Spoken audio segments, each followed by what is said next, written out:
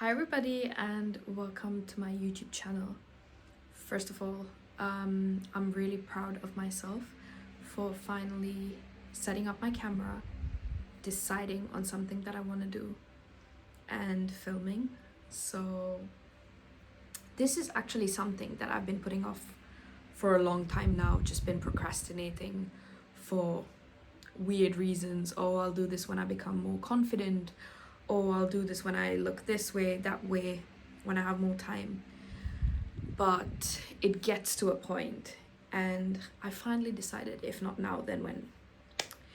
Honestly, if not now, then when? So I just turned 26 last month, and I was kind of reflecting and, kind of introspecting on the last year of my life.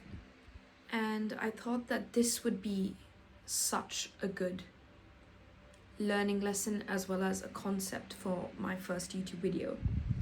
And so I thought I would do 5 things that I learned at 25. And hopefully this resonates with a lot of y'all, or if you're even able to relate or take away something from this, I would be extremely happy. So I've written down everything that I wanted to talk about on my iPad. So if I look down occasionally, don't mind me. I'm just trying to cover everything that I've written down. So the first thing that I would like to talk about is do not be rushed by other people's timeline. And I'm so heavy on this because God's timeline is not your timeline, okay? And oftentimes, we as humans find ourselves comparing our lives with other people's lives. And it's so, not in a malicious way or not in a way where you're jealous, but just you can't help but compare where you're at in life with where someone else is at in their life.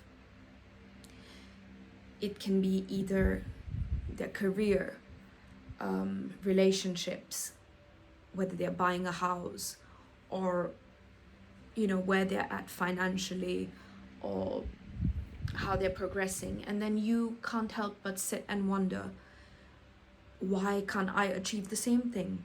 Oh, but I've worked as hard as they have, but I still haven't accomplished that, and I haven't achieved that, and I don't know why God doesn't see the amount of effort and the hard work that I'm putting in. You need to take a step back, slow down, and understand that we live in a day and time and an age that is so, we can't help but compare ourselves to other people and feel rushed by their milestones because of the way social media is. Social media always makes you feel like you can never keep up. You're always behind. You're not doing enough. You don't look good enough. You're not working hard enough. Sometimes just existing in itself is enough. We are so programmed to be constantly working, day in, day out, that we do not just pause and take a break. And I think that's one of the biggest lessons that I learned at 25. It was just to trust God and let Him take control of the things that you can't control. And you need to also understand that sometimes the things that you're desperately asking for are not given to you because you're just not ready for it yet. I don't know if you guys have heard of what's called a waiting period, but it's basically just preparation time. You will be put through a lot of trials and a lot of very unfortunate situations, and it's only to help you grow. It's only to help you just refine yourself in order to be the best version of yourself, so that when you actually achieve what you've dreamt of, you're perfectly fine and ready, and you're at a good headspace, right? So something that is very important is to stop comparing yourself and your progress to other people's. What's yours is yours, and it will happen if it is meant to happen for you. Okay? Now, point number 2 is proximity doesn't always mean loyalty. This one, you might have to take it with a pinch of salt, because we go through a lot of friendships in our lives where we automatically think, oh, I've been friends with this person for X number of years. I've known them for so long. Of course they're genuine. Of course they have my best interest at heart. Now, I'm being very mindful of what I'm saying. I'm not saying that somebody has your worst interests at heart. It's not that.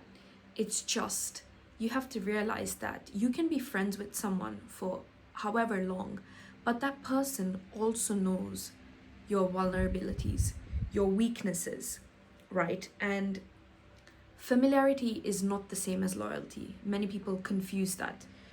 And you can have so much love and respect for a person, but still, when reflecting upon your friendship, realize that this person is only there for a season or a reason to teach you something, right? And you cannot force friendships, you can't force relationships, you can't force something when you know the connection has already reached its end, and the person has come into your life to teach you a specific lesson, has been there for a season, and you should just have a lot of gratitude and just be grateful that you got to experience this friendship. You got to learn a lot from it, and just let go. Because it's not necessary that before you cut someone off, you have to villainize them. You do not need to do that. You can just, with a lot of love and respect, end the friendship in a peaceful way, right? You don't have to keep someone in your life simply because they've been there for a long time. And I'm not saying that, oh, people should just be in your life if they serve a purpose or if they benefit you in some way. That's absolutely wrong. That's not what I mean. It's just,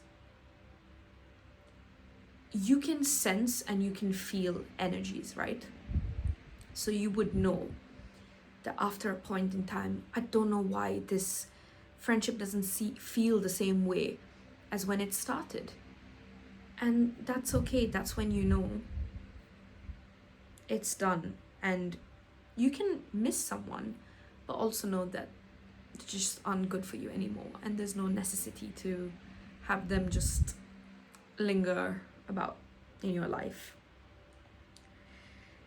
Number 3 is gratitude. This is another thing that I'm really heavy on and I've struggled with. Luckily for me, the people in my life have always taught me to be grateful, whether it's my parents, whether it's my husband. I'm so thankful that they've always preached the concept of gratitude and how at times you should just stop. Be thankful. As soon as you wake up, it can completely change your perspective. Because in this current rat race that we're living in, we wake up and we always say, oh my God, I need to do this. I haven't done this yet. I haven't achieved this yet.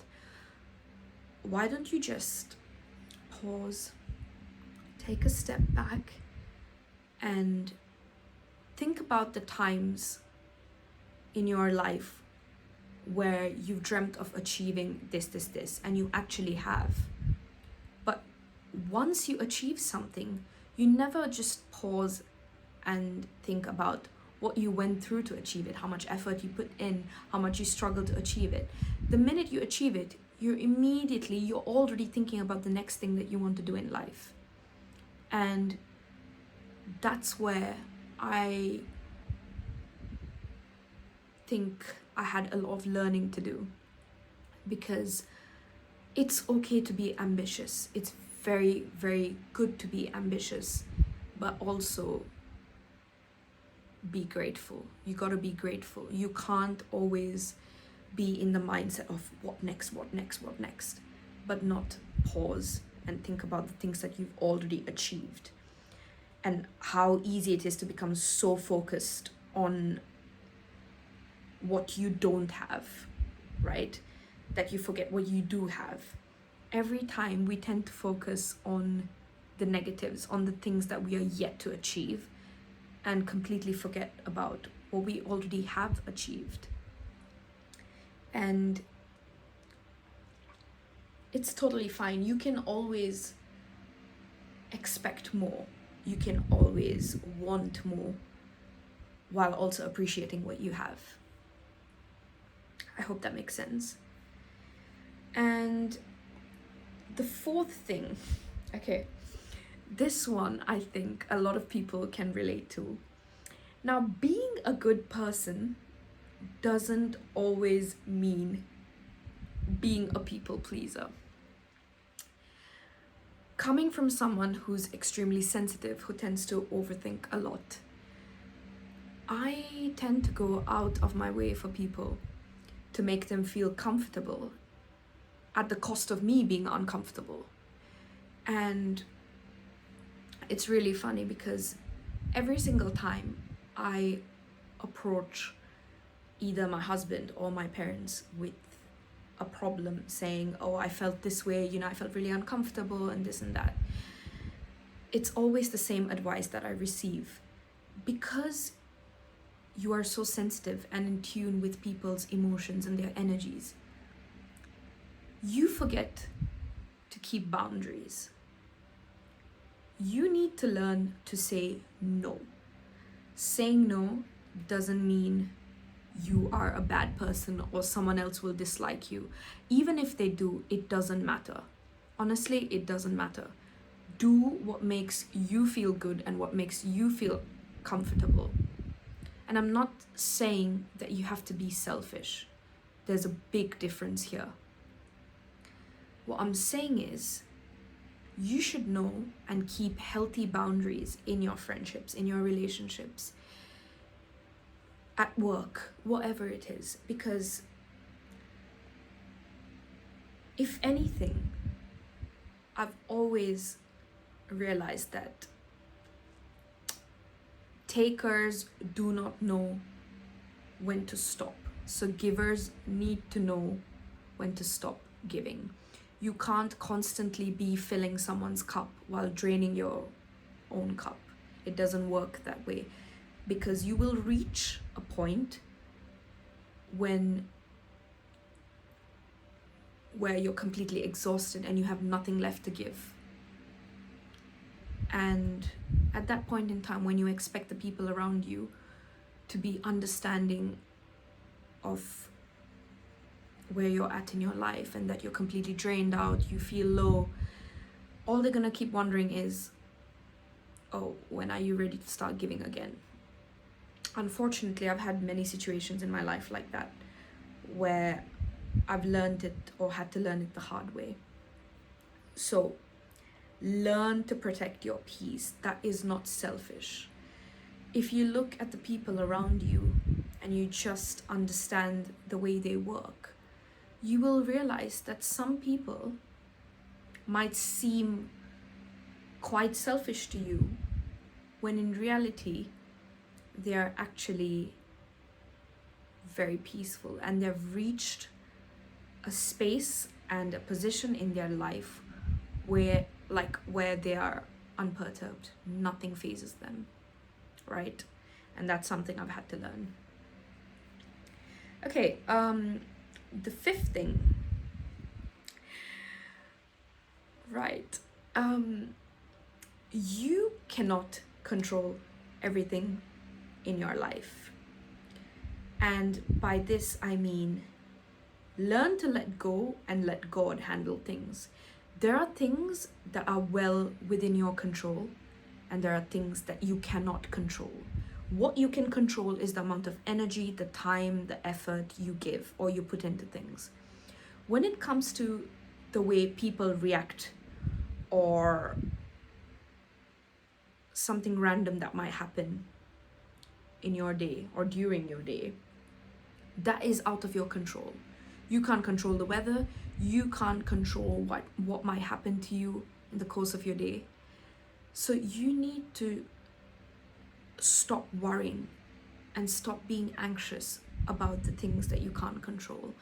This is something that, again, my dad as well as my husband has told me, and it just makes so much sense. Whenever they say this, it actually makes me feel so dumb, because yes, I do know it, but why don't I actually practice this more often in my life? So every little bit of advice that I've given you in this YouTube video is also something that I'm still learning and still trying to implement in my life. So you can't control when exactly your career will take off, when someone walks in or walks out of your life, or when certain prayers are answered, right? You just need to know the difference between giving up and surrendering. Don't give up. Always have hope. Always have hope. Know that it will happen in its time. But just surrender and let God do what he has to do. And that's it. That's all I've had to say. And I think I've covered everything I want to say in this video. I really do hope this resonates with some of y'all. If it does, I'm really happy. And I will see you guys in my next YouTube video. Please comment your thoughts and any other concepts or ideas you would like to see. I personally love talking. I'm such a chatterbox. I've always loved talking. And I sing and I play the piano a lot, which is something that a lot of people around me who've been friends with me or who've just been in my circle already know. And apart from that, I love vlogging. I love traveling, exploring new cultures, places, this and that. So yeah, I know this is a slightly long YouTube video, but you can watch it when you eat or whenever you're bored or if you're traveling. I hope you guys have a good rest of your day, and I will see you guys in my next YouTube video.